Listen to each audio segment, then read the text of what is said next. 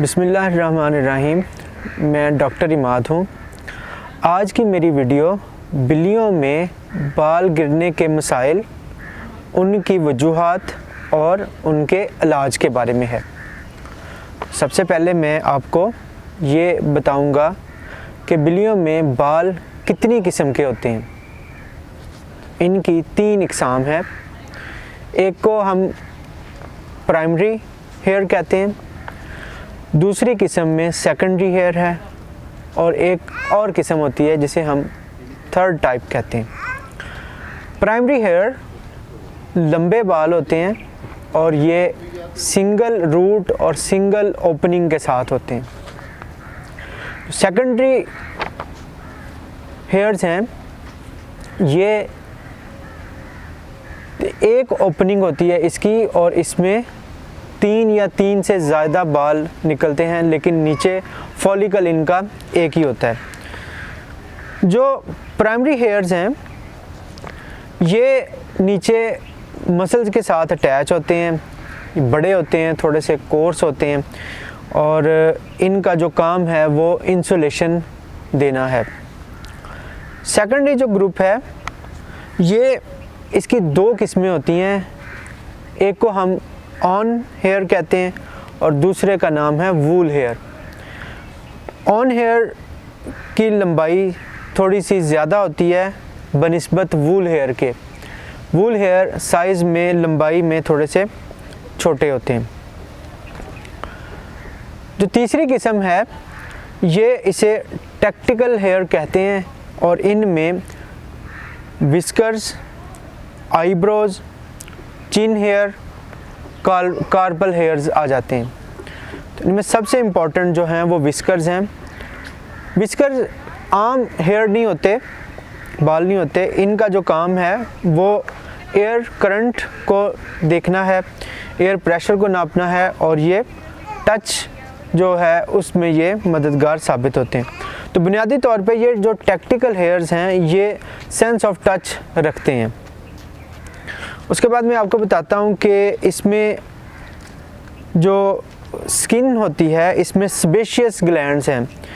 ये oily substance होता है जो कि स्किन को, कैट की जो स्किन है उसको ये ऑयल प्रोवाइड करता है और इसके अलावा ये वाटर प्रूफ भी करता है।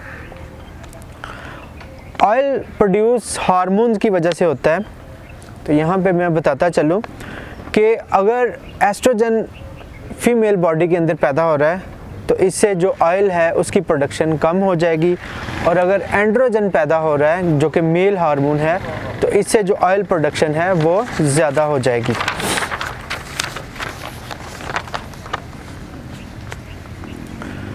मैं चूँकि एनाटॉमी डिस्कस कर रहा हूँ तो मैं अगर आपको मुआवजा करके बताऊँ इंसानों का बिल्लियों के साथ, तो एक स्किन के अंदर एक्राइन स्वेट ग्लैंड्स होते हैं। ये इंसानों में पसीना बनाने में मददगार साबित होते हैं और ये पूरी बॉडी में पाए जाते हैं। अगर हम बिल्लियों के साथ इसका मुवाजना करें तो एक्राइन स्वेट ग्लैंड्स सिर्फ फुट पैड में पाए जाते हैं। तो इसका मतलब ये हुआ कि जो बिल्ली है उसको जो पसीना आता है वो एक्राइन स्वेट ग्लैंड्स की वजह से आता है और सिर्फ उसके पंजों में आएगा। अब मैं आपके साथ डिस्कस करता हूँ कि हेयर ग्रोथ कैसे होती है। तो इसको 3 फेजेस के अंदर डिवाइड किया जाता है: रैपिड ग्रोथ, स्लोअर ग्रोथ और रेस्टिंग ग्रोथ। तो रैपिड ग्रोथ को एनाजन फेज़ कहा जाता है और जो रेस्टिंग फेज़ है इसे कैटाजन फेज़ कहा जाता है। और तीसरी किस्म होती है जिसमें जो पुराने बाल हैं वो नए बालों के साथ रिप्लेस हो जाते हैं, तो इस फेज़ को टेलोजन फेज़ कहा जाता है। जो पुराने बाल होते हैं, जब नए बाल आते हैं तो पुराने बालों को वो पुश करते हैं, जिसके नतीजे में जो बाल हैं वो गिरना शुरू हो जाते हैं। और बिल्लियों के जो बाल हैं हर महीने तकरीबन 8 मिलीमीटर तक ग्रो कर सकते हैं। अब मैं आपके साथ डिस्कस करूंगा कि जो हेयर फॉल है उसमें कौन कौन से फैक्टर्स شامل ہوتے ہیں. تو اس میں بنیادی طور پہ 2 فیکٹرز ہیں جو کہ بلیوں کے بال گرنے کی وجوہات بن سکتے ہیں. نمبر 1 ہے سٹریس اور نمبر 2 ہے میڈیکل کنڈیشنز. جو سٹریس ہے یہ کسی بھی وجہ سے ہو سکتی ہے. مثال کے طور پہ سیزنل ٹمپریچر اگر کم زیادہ ہو گیا اس کی وجہ سے بلی سٹریس میں چلی جاتی ہے. جو باہر کی سورج کی روشنی ہے یہ اگر کم زیادہ ہو جائے اس سے بلی سٹریس میں چلی جاتی ہے. اور اگر جیسے گرمیاں بڑھتی ہیں تو اس میں بھی قدرتی طور پہ جو شیڈنگ ہے وہ ہو جاتی ہے. ایک اور فیکٹر بھی ہے جو کہ سٹریس سے ریلیٹڈ ہی آپ کہہ سکتے ہیں. اس میں ہوتا یہ ہے کہ جب موسم چینج ہوتا ہے تو جو وول ہے یہ سردیوں میں بڑھ جاتی ہے تاکہ اس نے انسولیشن دینی ہوتی ہے. اور جیسے گرمیاں آتی ہیں تو وول ہیئر جو میں بتا چکا ہوں سیکنڈری ہیئر ہے اس نے اس میں سے نکلنا ہے. گرمیوں میں یہ نکلتے ہیں تو ہمیں یوں لگتا ہے جیسے ہیئر فال جو ہے وہ شروع ہو گیا. میڈیکل کنڈیشنز میں نمبر 1 پہ جو میڈیکل کنڈیشن ہے وہ ہے فیمیل ہارمونز کا بڑھ جانا, زیادہ ہو جانا, تھائرائیڈ ہارمون کا کم ہو جانا, جانور کا بیمار ہونا, کنڈیشن اس کی باڈی کی کم ہونا, وائٹامنز کی کمی, پیراسائٹ, بیکٹیریل کا حملہ, فنگس, یہ ساری کی ساری میڈیکل کنڈیشنز ہیں. تو ان کی بنیاد پہ بھی جو ہیئر فال ہے وہ ہوتا ہے. تو اس میں سب سے امپورٹنٹ جو چیز ہوتی ہے وہ اس کو ڈائگنوز کرنا ہے. تو ڈائگنوز کرنا بہت ضروری ہوتا ہے. تو اس کے مطابق اگر ہم علاج کریں گے تو وہ بہت زیادہ فائدہ مند ثابت ہوگا. تو اب ہم اس کی ٹریٹمنٹ کے بارے میں آپ کو بتاتے ہیں. تو اگر تو جانور کو کیٹ کو سٹریس ہے تو اس میں وائٹامن سی کا استعمال بہت فائدہ مند ثابت ہوتا ہے. یہ اینٹی سٹریس اور اینٹی آکسیڈنٹ کے طور پہ جو ہے وہ کام کرتا ہے. تو اس میں جو ڈوز ہوتی ہے وہ 150 ملی گرام سے لے کے 500 ملی گرام تک ایک بڑی کیٹ کو دیا جا سکتا ہے جس کا کوئی وزن تقریباً 4 سے 5 کلو کے قریب ہو. تو اس کے لیے وائٹامن سی کے ڈراپس آتے ہیں, سی کون کے ڈراپس, اور اسی کی گولیاں بھی آتی ہیں 500 ملی گرام کی گولی. تو آپ ایک بلی کو آدھی گولی سے لے کے ایک گولی تک کھلا سکتے ہیں. دوسری جو کیٹ کو سٹریس سے دور کرنے والی دوائی ہے وہ ہے فلوکزیٹین. یہ اس کی ڈوز 1 سے 2 ملی گرام پر کے جی باڈی ویٹ ہوتی ہے اور یہ مارکیٹ میں فلکس 20 کے کیپسول کے نام سے ملتی ہے. اس میں 20 ملی گرام کے قریب فلوکزیٹین ہوتی ہے. تو یہ آپ سٹریس کنڈیشن میں کیٹ کو دے سکتے ہیں. اس کے بعد تیسری جو اہم چیز ہے وہ ہے اومیگا 3 فیٹی ایسڈ کا ہونا. میں یہاں پہ بتاتا چلوں کہ اومیگا 3 فیٹی ایسڈ 3 طرح کا ہوتا ہے, ALA, EPA اور تیسری قسم ہے DHA. جو ALA ہے اسے ہم پیرنٹ فیٹی ایسڈ کہتے ہیں اور جو EPA اور DHA ہے یہ سیکنڈری کہلاتا ہے. میں یہاں پہ آپ کے ساتھ شیئر کروں کہ جو ALA ہے کیٹس اس کو استعمال نہیں کر پاتی صحیح طرح سے. تو انفیکٹ اگر آپ یہ دیتے ہیں تو اس سے کمی ہو جاتی فیٹی ایسڈز کی. EPA اور DHA اس کا جو اوریجن ہے یہ فش آئل جو کیپسول ملتے ہیں اس میں یہ اچھی مقدار میں موجود ہوتا ہے. یہ نہ صرف سکن کو مضبوط کرتا ہے بلکہ یہ بالوں کو بھی مضبوطی کا باعث بنتا ہے.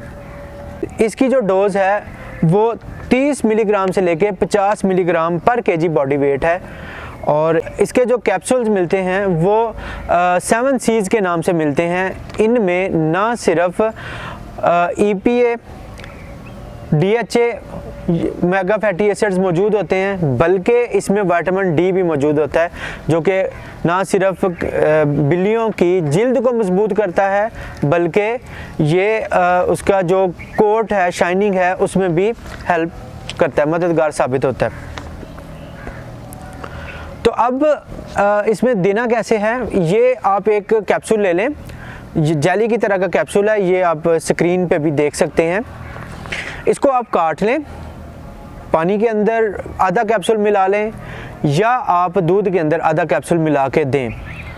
तो ये आपने 10 दिन तक इसको इस्तेमाल करना है। आधा कैप्सूल एक बड़ी बिल्ली को 10 दिन तक इस्तेमाल करना है। विटामिन C का जो इस्तेमाल है ये भी कमोबेश 1 हफ्ते तक होना चाहिए, और फ्लुक्सोटीन ये 1 हफ्ते तक काफ़ी है, इससे ज़्यादा नहीं देनी। इसके अलावा एक और सिरप है, वो मैं बताता चलूँ। ये आप स्क्रीन पे देख सकते हैं, इसका नाम है लाइजोविट। इसमें ना सिर्फ विटामिन्स हैं बल्कि इसमें अमीनो एसिड्स भी हैं, तो ये भी दिया जा सकता है। इसकी जो डोज है वो 1 चाय का चम्मच एक बड़े जानवर को देना है, बड़ी बिल्ली को देना है, और ये आपने 10 दिन तक इस्तेमाल करना है। तो मैं अभी फैटी एसिड की बात कर रहा था, तो मेरे पास एक और पाउडर है, ये इसका नाम है बेंडोज।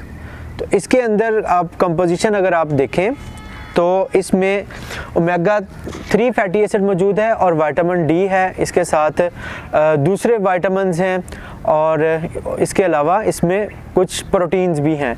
तो ये भी आप बिल्ली को दूध में मिला के 1 चुटकी दे सकते हैं। तो एक चीज़ देनी है, या कैप्सूल दे दें या बेंडोज दे दें, इन दोनों में से कोई एक चीज़ इस्तेमाल करनी है। इसके अलावा मैं आपको एक और चीज़ बताता चलूँ कि बिल्लियों को रूटीन के अंदर इनकी कॉम करनी चाहिए, बालों के अंदर कॉम करना चाहिए, क्योंकि जो बाल गिरने हैं वो निकल जाएंगे और इससे मैट नहीं बनेंगे, कोट उसका ख़राब नहीं होगा। तो ये बहुत ज़्यादा ज़रूरी है। एक और चीज़ बिल्लियों को नहलाने के हवाले से है। बिल्लियों को अगर गर्मियां हैं तो हफ्ते में 1 दफ़ा नहलाएं, सर्दियों में महीने में 1 दफ़ा नहलाएं। इससे ये होता है कि जितना ज़्यादा बिल्लियों को नहलाया जाता है उतने ही उनके जो बाल हैं वो कमज़ोर होते हैं, और यहाँ पे उतने बाल कमज़ोर होते हैं। बिल्लियों को याद रखें कि हमेशा बिल्लियों वाले शैम्पू के साथ नहलाना चाहिए। ये जो इंसानों का शैम्पू आता है इससे बिल्कुल बिल्लियों को नहीं नहलाना चाहिए। जैसे मैं वीडियो में पहले बता चुका हूँ कि इंसानों की जो जिल्द है और जो बाल हैं वो और तरह के हैं, और बिल्लियों की जो जिल्द है और बाल हैं वो और तरह के हैं। तो लिहाजा बिल्लियों को हमेशा बिल्लियों वाले शैम्पू के साथ नहलाएं। और कुछ लोग ऐसे करते हैं कि जो बेबी शैम्पू है बच्चों के लिए जो आता है उससे समझते हैं कि वो सेफ़ है, तो उससे नहलाते हैं। तो उससे नहीं आपने नहलाना, हमेशा बिल्लियों को बिल्लियों वाले शैम्पू के साथ नहलाना है। तो अगर इसके अलावा जो मेडिकल कंडीशंस हैं इसके लिए आप अपने जो वेटनरी डॉक्टर है उसके साथ रब्ता करें, वो आपको उसकी डायग्नोज करके तो ट्रीटमेंट के बारे में आपको बताएगा। तो लिहाजा फिर आप ये जो आपको मेडिसिन बताई हैं ये आप यूज़ कर सकते हैं, आप खुद यूज़ कर सकते हैं, लेकिन जो मेडिकल कंडीशंस में जो मेडिसिन्स हैं वो आपने अपने वेटनरी डॉक्टर के साथ मशवरा करके तो फिर आपने इस्तेमाल करनी है। तो ये जो ओमेगा 3 फैटी एसिड्स हैं और जो लाइजोविट है ये आप रूटीन के अंदर यूज़ कर सकते हैं। तो मैं उम्मीद करता हूं कि आज की इस वीडियो में आपको बिल्लियों के बालों के हवाले से बहुत मुफीद मालूमात मिली होंगी। और ये सीज़न भी आ रहा है, गर्मियां शुरू हो रही हैं, सर्दियां जा रही हैं, तो बालों गिरने के जो मसाइल हैं ये बहुत ज़्यादा अब देखने को मिल रहे हैं। तो आप इस वीडियो से फ़ायदा हासिल करें और ये इस वीडियो को आप अपने जो दूसरे दोस्त हैं उनके साथ इसको शेयर करें। आखिर पे मैं आपको एक पैगाम देना चाहूँगा कि अपनी बिल्लियों को हमेशा मुस्तनद डॉक्टर से चेक करवाएं जो बिल्लियों की फिजियोलॉजी को जानता हो, क्योंकि मैं अपनी पहली वीडियो में बता चुका हूँ कि हर तरह की जो मेडिसिन है वो बिल्लियों में नहीं दी जाती।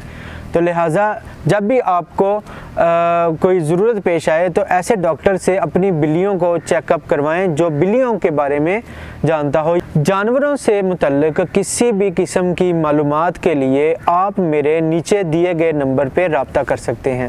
اللہ ہمارے ملک کا حامی و ناصر ہو۔ السلام علیکم۔